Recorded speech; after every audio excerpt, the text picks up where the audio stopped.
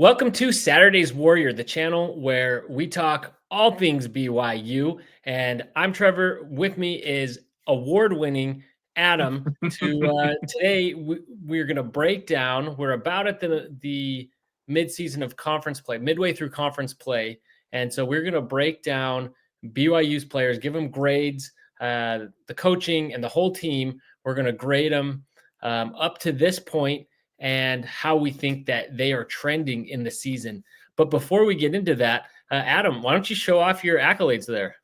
You know, I'm not one to brag, and so this is a little tough for me. But I did want to just give a special thanks to the Game Day Association for the prestigious award they offered. I mean, Trevor, I knew this was an award-winning podcast from the beginning, and although the Game Day Association is somewhat fictitious, I am grateful for the recognition of this award for podcasting to Saturday's Warrior. I'm really humbled by it. In reality, my family likes to give me a hard time, and so they crafted an award to build up my poor broken ego at times, and wanted to make it special. So, big thanks to my sister Amy. Awesome. Well, congratulations. You couldn't have done it without me. So I could not. Not that I'm one to brag either. So no, well, that is awesome. I'm glad that our channel has at least this little show has at least gotten some recognition out there, no matter of what scale. So anyway, BYU. Also, we want to give out some accolades and awards tonight in the form of grades. And I just did letter grades. Is that what you did? Yeah, I did letter grades. Yeah. So A through F. Okay. And growing up, this is when I was in Michigan. They did A through E because it's alphabetical order, and so they didn't do F. They did E because you go from E to F. And what does E stand for in Michigan? It was just the it was just the failing grade, but none of the other letters. It kind of makes sense. Like you're saying. All this is alphabetical order, and then you skip a letter. It's kind of like, well, that is odd. But I mean, F has got to stand for failure, right? I mean, you have to know when you failed so that you can be honest with yourself. Well, and I think that's what it is after a certain point, they stopped giving you a grade, but to only skip one letter, I don't know. It's just kind That's of true. odd. That's true. Well, I can't speak because in elementary school, I had E, G, S, and NI were my grades. NI meaning needs improvement. And I don't know why, because it all had the same effect. If you got an NI, you knew it was an F. And so there's no way getting around it. You can call it whatever you want. It's still you still know when you failed. Yeah. Regardless, I'm with you though. Let's stick with A, B, C, D, and F through there. And so to do this, let's just start from the top. But actually, before we do, if you haven't already, please like the channel. We appreciate it. It means as much as receiving awards does. If you like this video, subscribe to the channel. It really helps us out. But liking will not improve the grades that we've given some of these players, though. But to be clear, we're just going to do the 9 players that receive the bulk of the minutes. So there's a few other fringe players that you get Elijah Crawford and Trey Stewart and some of the others that get more minutes here and there on then all the guys that go in garbage time. But we're really going to focus on those 9 guys that get the bulk and the lion's share of the minutes.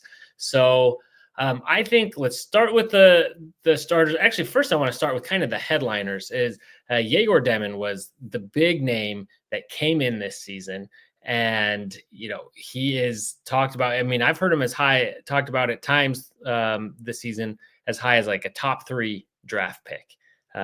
So he's come in with a lot of expectations.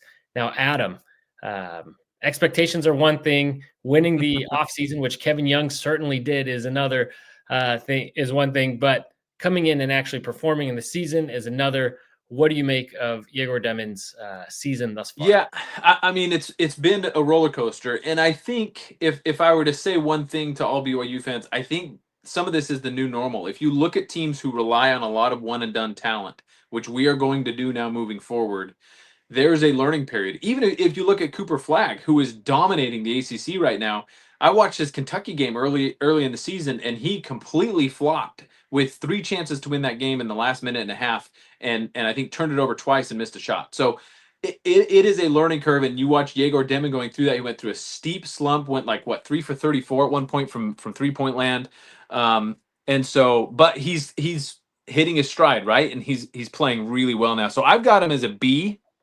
I think he lit it on fire in the preseason. He struggled mightily for some games in the Big 12. He's really starting to pick it up. That Baylor win was huge. I've got him at a B and trending upward right now. So I think he can improve that grade going on. These aren't final grades for the semester. These are mid-season grades. So he definitely has an opportunity if he finishes strong. If BYU does well in this latter half of the season, gets to the tournament, that grade changes a little bit with his performance. But right now, I'd say overall, I'd give him a solid B. Yeah, I was a little more generous. I put him at a B plus. All the things you said, I just think the flashes that he's shown, the highs that he's shown, are just that good, that spectacular. Those passes, and also when he really wants to, when he's at his best, especially when he's in this shooting slump, just put his head down and getting to the hoop, and he can finish. And I feel like that's where he starts gaining confidence, and then he can, start hitting some more shots from the field. So when he's on, and yeah, a lot of those, best plays were against lesser competition. Again, still coming back, jiving, I think with Dallin Hall and whatnot. I think he's shown that it's still there. Where I really knock him is not so much that he's in a shooting slump. It's, kind of, seems like he can get flustered, and you can start getting in his head or putting pressure on him, and then he can start making mistakes or forcing it too much, whether it's a shot or a pass. And so again, when he's on, he is on, and I feel like as he keeps coming into his own, that we're going to see more and more of that. At least I hope so, against what's going to be a very tough back half of this schedule, and he's going to have a chance to really show that elite talent. But so hopefully he can continue to put it together. I'm with you though, definitely trending up.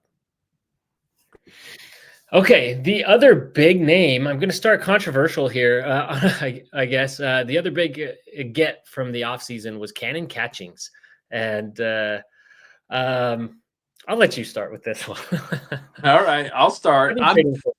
So Cannon Catchings is a bit of a tough case because he's coming off of Mr. Perfect against Baylor, where shooting the lights out is an understatement. He was incredible, but I've got him at a C. I gave him a C grade, trending way up certainly with the breakout game against Baylor. I think he's doing better, but he really struggled offensively, defensively. It looked like his confidence was off, and so early on throughout the season, he had some high-scoring games. They weren't the most efficient games. His defense has come along. You can tell that's been a point of emphasis. Everybody knows he can shoot, but he's really trying to lock down on the defensive side. Interesting that Kevin Young didn't want him in the game because of defensive matchups in overtime or in the last 5 minutes, even though he had scored 23 points and was just all over the place. That was telling to me that his defense has come along, but he doesn't match up well against quick guards. So a lot of potential there, obviously, and we saw it on display against Baylor. So I've got him trending way up, but given his slow start to the season, I'd put him at a C. Yeah, for context, we are filming the night after the Baylor game, and so that is still very much fresh in our mind. So we're not actually quite through midway of conference play, but we're about there. And so for Cannon, I gave him, and maybe this is being too harsh, I gave him a D plus, and that is based on expectations and then production. And so the expectation of this kid coming in, starting a freshman, coming in, this projected first round draft pick, and really not doing a whole lot. Yes, he scored, but inefficiently. There was body language there. He was getting, multiple games where he was getting stupid fouls, where he was getting, technicals or flagrant, and mixing it up with people and then just not backing it up. And you see he'd kind of have this quit. And there was a lot of plays where you'd see him, make a lot of almost plays. It kind of reminded me of myself out there playing basketball.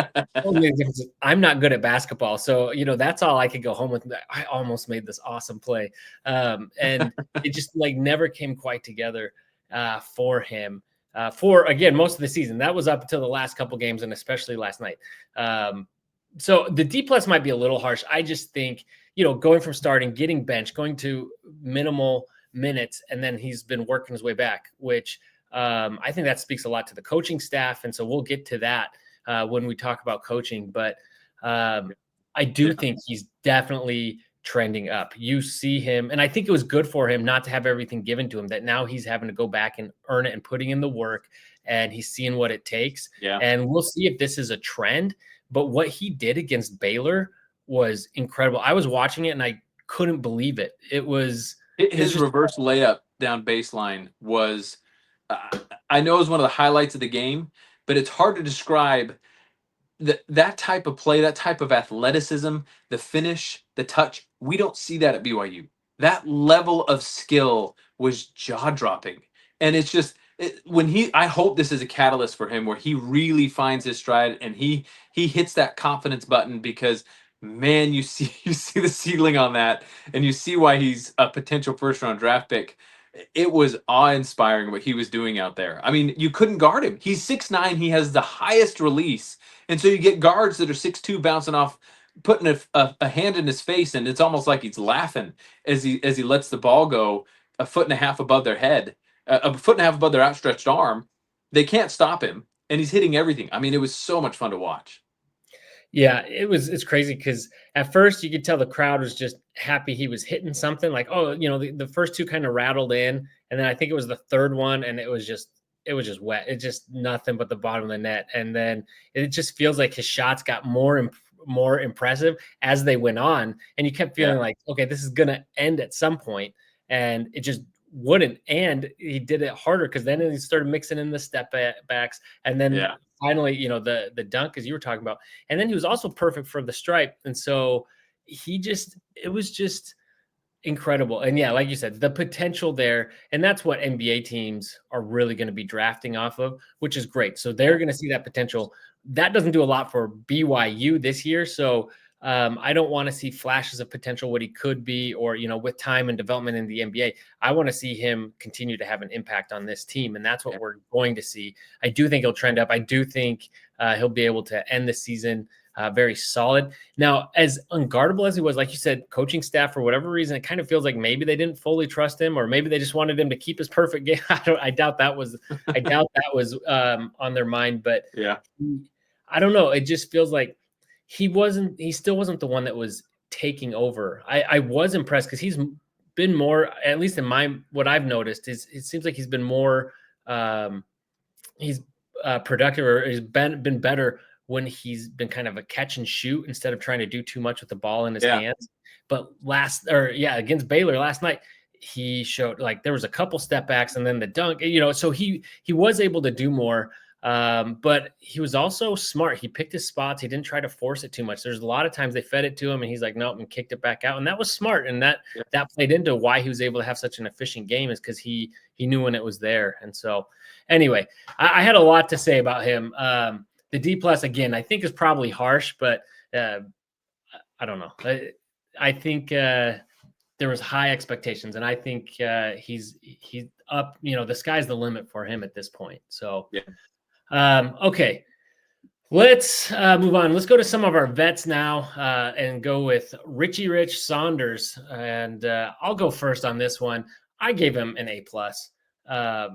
He is still the same Richie that everybody loves. He brings the fire, the grit, the defense, going back to the Baylor game, just doing all the little things, like when he got that inbound pass, the steal that then led to a 3. And so that was basically 5 points on that possession, essentially, at a time when Baylor was getting some momentum. It was just huge, and just time and again.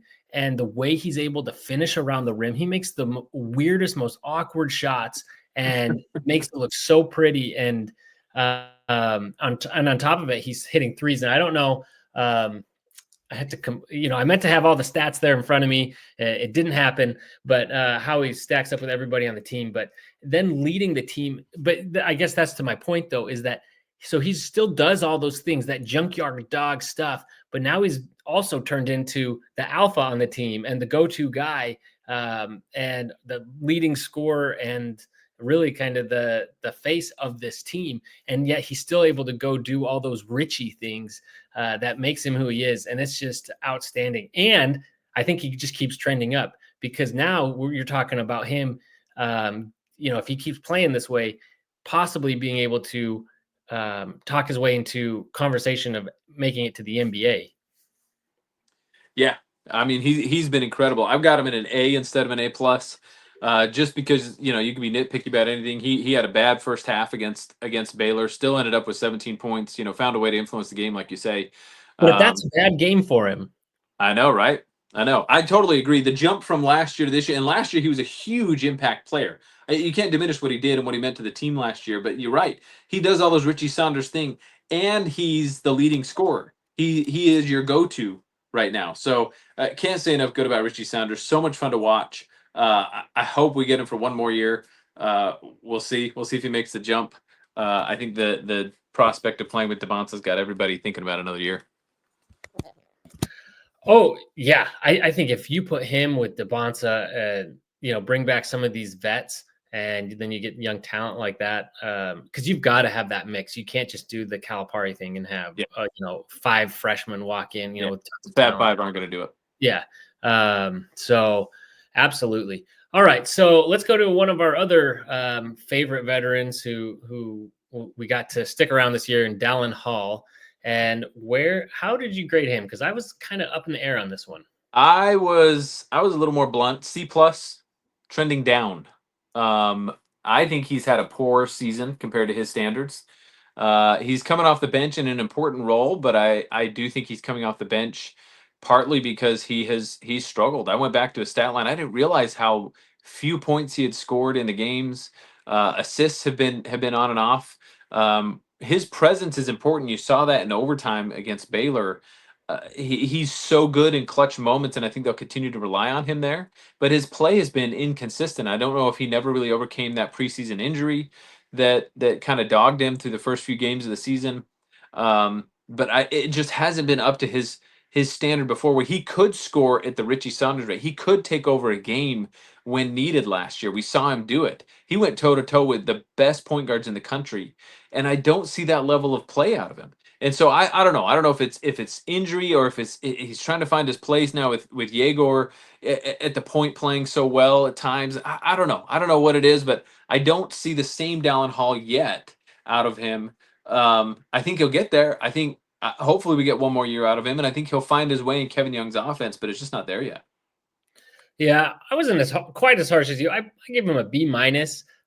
He still does Dallin Hall things, and I think I respect a lot that he's come off the bench in that role, to roll with that second unit, come out with Foose, and I think that's helped to kind of stagger his minutes with Demon, where they're both on the court. I think they're both still trying to figure that out. Honestly, I think it's affected both of their play, and unfortunately, they both, through injuries, did not have a lot of time together on the court in the earlier part of the season, which I think would have been crucial for helping this team really find its identity. Instead, we're doing it here in conference play, and for these guys to get a feel for it. I do think they're getting better, and therefore I actually have him trending up instead of down.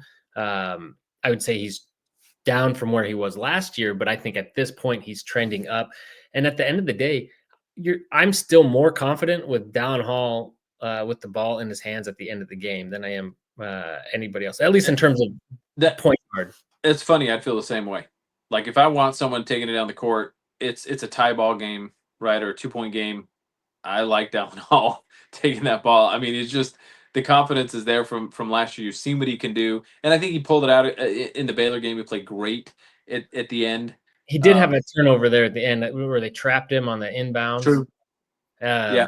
Yep. But which was a little uncharacteristic, but still, regardless, I feel confident with him with the ball in his hands. I feel like he's going to make good plays, and like he's not going to take a lot of shots, but he can hit those threes when he needs to. Like he made a great one last night, but just didn't count. It was way too late. Yep. But okay, so and again, I that goes to this team. I think Demon not been there, I think we'd see progression from Dallin Hall from where he was last year. Agreed. See, more of it. So it's a learning curve there. Okay, let's go to some of the other starters. Let's see, Trevin Nell, who didn't start at the beginning of the season, I believe, but he's been, or maybe he did, but he's definitely found himself a spot in the starting lineup. What do you make of his game this year? Yeah, it's been a step forward, I think, which is saying something. He played well last year, kind of a 3-point specialist. He's your scoring guy. I've got him at an A minus and trending up. I look back at his stat line and was surprised how consistently he's been in double figures and just had that 15, 17-point game pretty frequently. High percentage on 3-point shots. So I really like what Nell is doing. I think he's trending in a good trajectory for the season, and BYU is going to need that. He's not going to come out and take over the game, but man, you stick him in the corner and hit him for a corner three, he's going to hit it so often that he makes your offense deadly when he's on the floor because of that ability. Yeah. I actually have the exact same thing, A minus and trending up. What I like about it is last year, that's about what he did is shoot some threes, right? And when he went cold, and it was cold, and it felt like he was just like, okay, get him off. But this year, you see more from him. I don't know. I'd have to see the stats, compared to last year, but just the eye test and my feeling is he takes it to the hoop a lot more. I've seen him take, put the ball on the floor and drive. I've just seen him make cuts and make layups. I've seen him go in and get rebounds and do putbacks. So just a lot of dirty work, and he hasn't just solely relied on the three. And I mean, looking at it, it was funny you mentioned his stats because I didn't get through everybody. We kind of decided last minute to do this, and I didn't get through everybody as much, but his was the first page that I opened. I was really curious to see. And he's up in several categories: in field goal percentage, in 3-point percentage. Guess what category he's not up in? Free throws. free throw percentage. Of course. He's at a measly 70, but I mean, the team's really needed, that's where the whole team has really struggled. He's down on rebounds a little bit, but so up in steals. So I just feel like he is just contributing in a lot of different ways and really made himself valuable. And so the free throws, it hurts. You hope that the whole team can figure that out. It looks like Cannon Catchings did. So hopefully the rest of the guys can put that together, because he actually has a really bad free throw percentage. I saw that for the season. So Catchings, that is. Yeah. So, all right. So Nell at A minus going up. And then Moet Mag, he's another one of our, again, the lineup hasn't been, it's fluctuated some, but he's been a pretty consistent starter. What do you make of Mag? Yeah, well, you think about him coming in. I believe he was Defensive Player of the Year in the Big Ten at Rutgers before he came here, right? I mean, so he is defensive specialist, but he's played himself into a really significant role on the team. And I was so curious when he came to BYU what his role would end up being, because he had a unique profile. It wasn't a ton of offense. He was really defensive minded, but he's come out and you saw him hit that big three against Baylor, right in front of Conor McGregor. Turns around and flexes at him afterwards. That was pretty awesome. So he's really come in as a scoring threat when he needs to be, and plays that lockdown defense. I've got him at a B plus trending up, because he's just, to me, come on so strong for this part of the season. We've really relied on him. We'll get to this when we talk about our big men a little bit, but it feels like the guards have really pushed our play forwards the past few games and made this run possible. And Mag fits right into that, right? Even though he's bigger, you might consider him a forward, but he guards the quick, athletic guys on the other team and plays shooting guard defense and locks it down, and then provides enough offense to be a force out there. So I've been thrilled with his play. Yeah, ditto on all that. I was really glad he found his way into the starting lineup. That was something I wanted to see because we had a lot of scoring, and I wanted to see him come in and be that lockdown guy, really be a 3-and-D guy. And it feels like, he has his moments where, he's hitting threes, and the other he can be hot and cold there. Looking at it, he's actually had his best tied with his freshman season, it looks like, at 33% 3-point shooting. So better than I actually thought. There's moments out there though when he's on the offensive end where he seems like a liability in terms of even just, it feels like turning it over, or making bad plays. Although looking at his stats, his turnovers are only a 0.5 per game, so maybe it's not as bad. But that eye test. But then when you come to the defensive end, yeah, he's been locked down. And I think it was the Cincy game where you even see him, or maybe it was Baylor.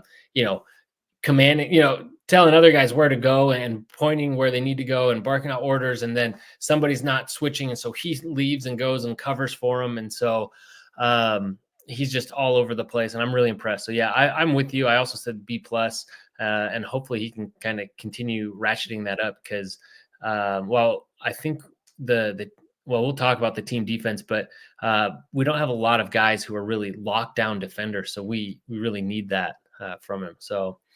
The other guy who has started consistently all season, I almost left him out of that conversation. It was Keva Keita. Yeah. So, how would you grade him? So he is so much fun to watch. I mean, just an athletic freak. There was a Mhm. cool highlight from the Baylor game of his big dunk. And as he goes up to jam it, there's a fan in the background who stands up and is screaming at him right as he dunks it. It's just a cool moment to see that kind of play. Awesome, just so much fun to watch. Makes the jaw dropping plays, but I have him trending down slightly. I've got him at a B plus and trending down. If you look at his production, particularly over the past 3 games, where BYU has really surged, as I mentioned, it's been led by the guards. An excellent 3-point defense, besides against Baylor. Excellent 3-point shooting. Just this offensive onslaught by our guards, and our big men have kind of faded away a little bit. So you look at his production over the past 3 games, and I'm sure he's impacting the game in ways that I don't understand as a casual fan, and I'm sure he's enabling great 3-point defense through other things he's doing on the court. But his actual production on the floor does not look great. And so I feel like where BYU's found a rhythm is with overwhelming play by their guards, and their big men are holding down the fort. But he's not putting up overwhelming rebound numbers. He's not putting up overwhelming blocks. And so I think he's played solid, but I do see him trending down as of late as BYU starting to find their identity. That's a good point. I mean, that dunk against Baylor was worth at least another, grade or another letter there. Alone, that dunk was incredible. They, in the coverage last night, was even talking about it. They said, "Oh, great dunks of the year," and then they all ended with this Baylor player from an earlier game. And I was like, "You're not even going to mention that dunk?" Right. Like, he saw It was that lane, filthy. he just went for it. Oh my gosh! And the amount of alley oops that he throws down. I remember it may have been my first BYU basketball game that I ever attended in Provo, and I can't remember who it was now. We could go back, but the team was led by Lee Camard, and somebody was up there and they threw an alley oop and threw it down. We're like, has that ever been done at BYU before? Now, I'm sure it had, but it didn't feel like it. Like, wow, this is crazy. And I think that nowadays we have someone like Keba Keita here where it's just, all the All the time. time. Yeah.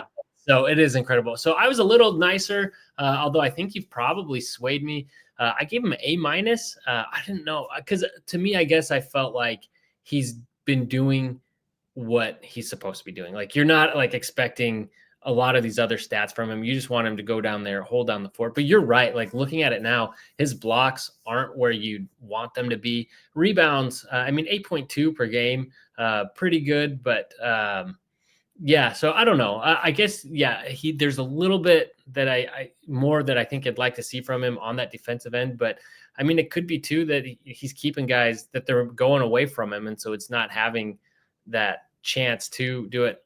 I can't say, but yeah, I think he's been very solid, very exciting to watch, and I love what he brings. So, all right, let's continue through the rest of these guys here.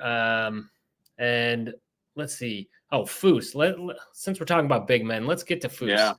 Okay. He's another hard one for me to grade. He is a tough one because he is rightfully so a fan favorite. And I think a perfect fit for the Mark Pope offense. And I don't know that he's a great fit for the Kevin Young offense. The Kevin Young offense needs the really athletic, fast, big, who's going to catch the alley oop and rise up for the big block, and really guard the lane. Foose is a big body, and he matches up really well against big bodies down low in the post and just fighting guys in the post. And that's not really Kevin Young's offense. Now he's found a role for himself, and he's as efficient as ever. If you want 2 points, get it to Foose in good position in the post. He's going to score it so often, but that's not Kevin Young's offense. And so I've got Foose at a B minus trending down. Again, looking at his stats, and I think the same reason I have Keba Keita trending down is because the big men have kind of been diminished in this run we've had the past 3 games that have been so good. Foose and Keita have not really played into that as much. And so I think there's a role for him, and there's always a space for someone who's that efficient on the floor. And it'll depend on the defensive matchups. I think that seems to be what drives a lot of Kevin Young's lineups. And Foose matches up really well against big, strong, tough, big men that are hard to stop. But I don't know. I don't know how much of an impact he's really going to have like he used to. I think he's going to stay kind of where he's at throughout the rest of the season because that's his role in this offense.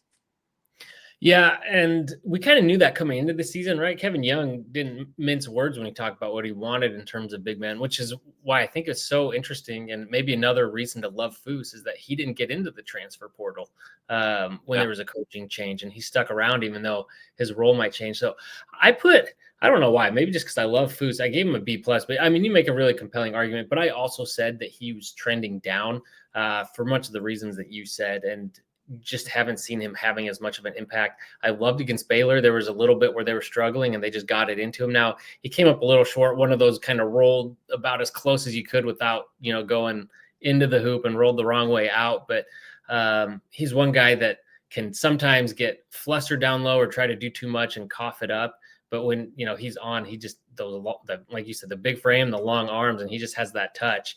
I love his game and what he, that different dimension that he can bring this team.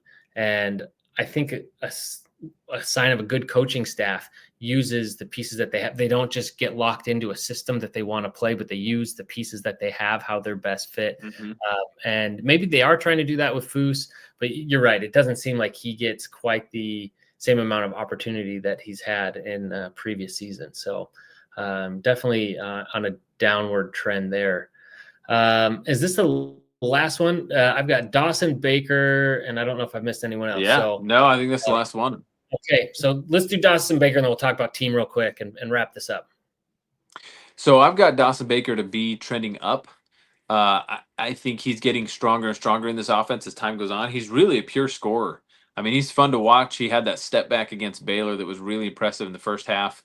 And it makes me think if Dawson Baker had come along, 6-7 years ago, or maybe in the Dave Rose era, he would have been the offense. I mean, that's the type of player we used to have as the feature guy. Such a good shooter, really good in the lane, really shifty. You could see him taking on kind of that Tyler Haws role for BYU and prior teams because he just has that mentality. He's a really good scorer, and I think he's finding his groove in this offense. He's not going to be the premier scorer. He's not going to be the guy, but there's some nights where it's either him or Nell who are just lights out, and you just feed the guy who's feeling it.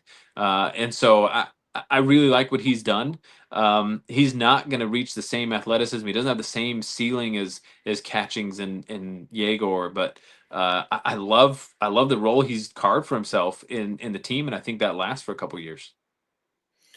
Yeah, I'm with you. And he's so small too, right? What was the grade you gave him? B trending up. Oh, I had the exact same thing on this one. Yeah, he was pretty underwhelming for a lot of the early season. And, after everyone talks about, oh, this guy's just a bucket and he just scores all the time. And I was like, are we seeing that? Like, you can tell he wants to score, and he was struggling a bit. And again, I think it was this team trying to everyone figure out their role. And then it's hard too, because he's getting significantly fewer minutes. I don't know. Saying that he's averaging 17 minutes a game. So that's not tons of time No. that you're throwing out there. One thing I will say for him, though, is that he's often out there when we're in a scoring slump, and they put him out there because they need somebody who can get buckets. And he's starting to show that, and he is coming more into it. Like, you're starting to see it more and more of him be able to get his own shot. And man, that floater game that he has is elite. And so I'm not saying he's Chris Paul, but if you need somebody to out there get a floater up, that's maybe Chris Paul-esque in terms of him being able to get into the lane and get those up. So I really like that what he brings, but I think that's a hilarious point. Absolutely right. He would have been like the guy, right? Coming to BYU winning this team. And so it really says a lot about BYU that, the talent that it's bringing in now, being part of the Big 12, Kevin Young, all that. But these guys that were like the staple of BYU before, we still need those guys, I think, as like the glue guys and the guys that are still going to contribute and be part of that, know BYU and understand what this is about. And it's cool that we still have some of those guys that are coming in as role players instead of maybe, the leading scorers. So, okay. So we've talked a lot about this team finding its groove. Kevin Young, it's his first year. How would you grade the coaching staff? Well, the coaching staff is hard to say because so much of what the coaching staff did was recruitment, and so they were like an A plus plus, million plus in everyone's eyes because you're doing something that's never been done in the history of BYU, and so they've completely redefined the image of BYU. I don't think you get Conor McGregor at the game without recruiting. I mean, it's just the image of BYU and what they are has changed because of the coaching staff, and so it's hard for me to separate that out. If you're looking at just the games, right? And just the team, you expected there to be a learning curve for Kevin Young. He hasn't been a head coach, the guy, for over 10 years. He's been an assistant, and that's different. It's different to be the guy in a program. He's got tons to figure out as a head coach, what the collegiate game is like, how to adapt to that. So he's going to have a learning curve that's going to go on for the next 2 or 3 years or more. So given all that, I give him a B plus. I think they've shown a lot of persistence through that slump, through that learning curve, and the way they've brought along catchings, the way they brought Yegor out of his slump, and really found ways to win with Richie Saunders and others. It speaks volumes to the coaching staff to win a game against Baylor. Um, even if Baylor's coming in with a couple injured players, I mean that it was a clutch victory, and so I like where it's trending. Certainly trending up. They got a long ways to go. You may miss the tournament in the first season. You might, and that's okay. You're going to take your lumps. It's going to be a learning curve. Obviously, the future's bright, but you got to expect a little bit. And I feel like we got to give him a little grace to say, yeah, first go around. It's going to take time. Yeah, I'm with you on that. We were on the same page there. You said going up, right? Yeah, B plus trending up. Oh, you said B plus. So yeah, I've been pretty impressed. I mean, it's about where we expected a brand new coach to be at this point. Like, people say, there's going to be this learning curve, and we're seeing it. And not only that, part of what made BYU great last year was the continuity. And there was a lot of turnover, and just in terms of coaching and scheme, even though there's a lot of guys that we brought back, which is why I had a lot of confidence in this team, because we brought back key, good players and then infused some young talent in with it. But this team is looking very different, and it's taken them some time to gel. And then in some ways you could argue that having, it was good, I think, to have an easy out of conference schedule because this team could figure things out.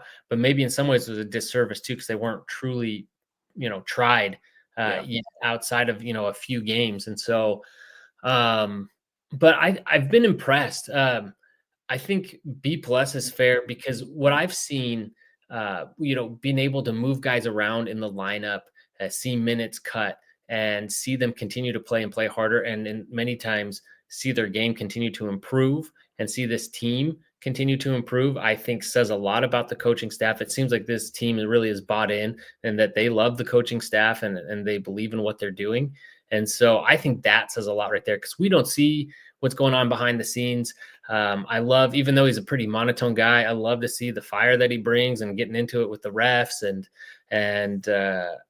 I don't know, just the way the whole coaching staff is involved with them. So I've been really impressed with them. And, but yeah, you know, you knew it was going to be difficult, especially trying to instill an MBA system into college where rules are different, players are different.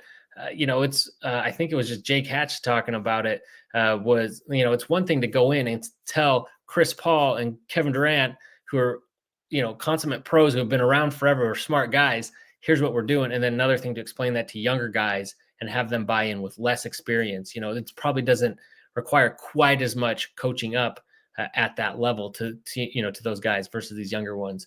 And so there's the learning with all that. So anyway, that's a long way of me saying I agree with you there. Good call. And lastly, how do we grade the team overall up to this point, which is kind of a summary of everything that we've just said? Yeah, I got to give him a B. I think there's a lot of there's obviously trending up. I think there's a lot of growth that they could do. That's by no means a final grade. They could end up as a C. If they struggle the latter half of the season, they could end up as an A minus if they go, you know, deep into the Big 12 tournament or make a run in March Madness. So the sky's still the limit for the team. You love to see them kind of find their identity, and I hope it continues. This 4-game stretch is going to be huge. There are no gimmies. I mean, UCF takes Kansas to the limit both times they play them. I just every team that they play over the next 4 or 5 games is legit. They don't get a break until Kansas State, and any team can sneak up on you in this conference. So I'm excited for the latter half to see what they truly are. I don't know that we really know. We saw them great at times in the preseason and struggle through slumps. So I give them a B, but to me, I got a huge question mark on what their final grade will be. I think that's fair. I give them a B minus, trending up. I'm just this team, like I said, bringing back that much experience of your key players and that much infusing that much talent. You'd hope that they'd be able to figure out a little bit sooner. I think it's fair and understandable why they haven't, like we just discussed. But I did have a little bit more hopes for them. And I love that, you know, they have a little streak going here in Big 12, and it could have just as easily been 4 games, or I guess, how many did they win before that? Utah 5. Maybe even 6. Did they have 2 before that? Maybe not. And so it was really, you know, that's its own thing. But you know how easily it could have been a much longer streak, which is okay. Now you're putting something together. We're seeing improvement from some key players right now, and so if that continues to trend, this team definitely has a much higher ceiling that they could start getting. And we knew that. We knew it would be rocky early, and that this team might not hit their stride till later. And so the problem is that they're going to have to start hitting their stride during really stiff competition. Where I mark them down is the bright side is they figured out how to win a tight game against a good team in Baylor. The flip side of that is it took them to win in overtime against a team who had 6.5 players playing and, you know, got itself in foul trouble. It took you all the way to overtime when these guys are dead tired and you're still winning a close one against them. And so, and BYU, everybody outside of like hitting a bunch of threes, everybody was doing their things. I saw everybody in that Baylor game have a moment, and Catchings was playing out of his mind. Saunders was down a little bit, was still scoring 17. And yet it took all that effort to help them beat Baylor. And that's where I'm a little bit like, okay, that was awesome that they won it. It was a super exciting. It was a great game. One we'll always remember. But, you know, when you think about all that, does it show that this team really has what it takes at this point? And we're going to find out real soon.